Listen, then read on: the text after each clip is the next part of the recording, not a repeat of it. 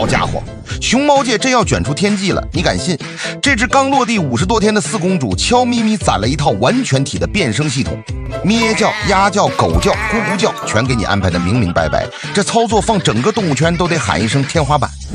咱今天必须扒一扒小四妹的离谱声线进化史，真是比看悬疑剧还上头啊！你第一眼看到小四妹，绝对会被她那小猪佩奇同款的嘴筒子硬控3秒，辨识度直接拉满。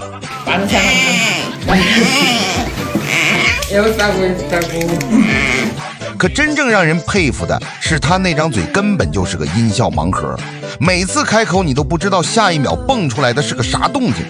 全网疑的认知就这么被这小家伙一遍遍按在地上摩擦。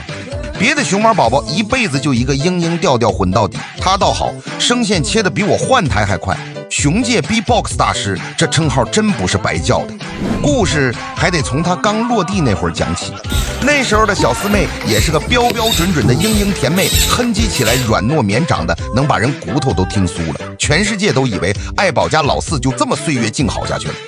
结果谁能想到呢？愣是被每天雷打不动的例行体检给硬生生逼出了隐藏天赋。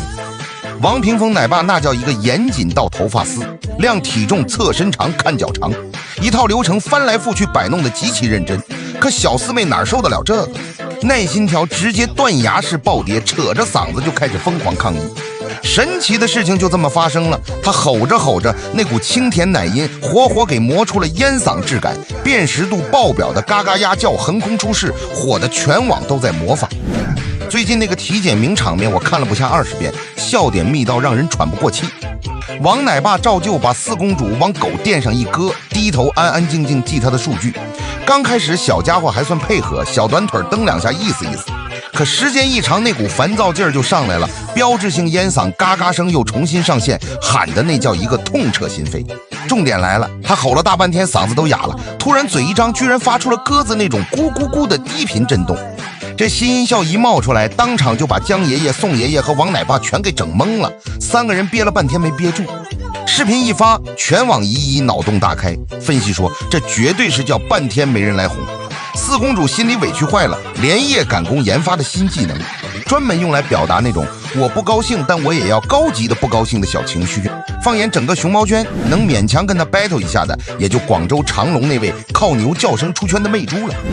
但媚猪再牛也就一招鲜，咱小四妹这套语音包可是多功能全覆盖版的。肚子饿想找妈妈撒娇，她1秒切换温柔嘤嘤叫，对着爱宝就是一顿哼哼唧唧的缠绵，那软糯程度能把人血糖直接拉满，妥妥的软糯撒娇暴击。爱宝每次都被拿捏得死死的，可一旦体检烦了，或者被他爹乐宝那慵懒劲儿传染了，标志性烟嗓鸭叫准时报道，气场全开，方圆10米都知道四公主不爽了。前阵子他更离谱，玩起了沉浸式 cosplay， 非说自己是猛兽，对着空气嗷呜嗷呜一通嚎叫，可惜奶味实在太足，硬生生把气势汹汹的狼嚎给演成了奶狼，又凶又萌的反差感让人根本绷不住。更绝的还在后头，上礼拜爷爷们给他换了个全新的小狗床当体检专用台，你猜怎么着？这一换又给他解锁了隐藏款声线，软乎乎的奶狗叫绵绵密密往外冒，那轻柔程度跟他现在圆滚滚的敦实体型搁一块，视觉听觉完全分裂，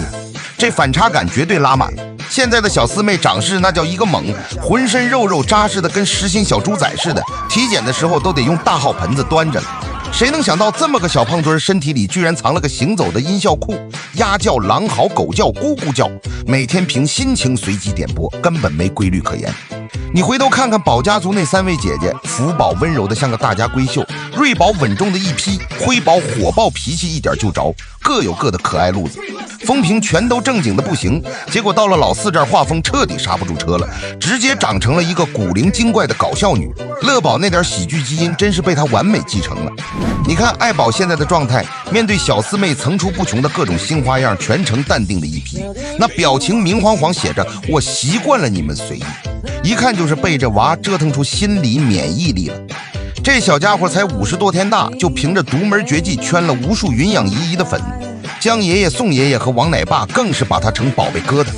镜头里江爷爷一边干活一边小心翼翼捧着他，满眼宠溺浓的画都画不开，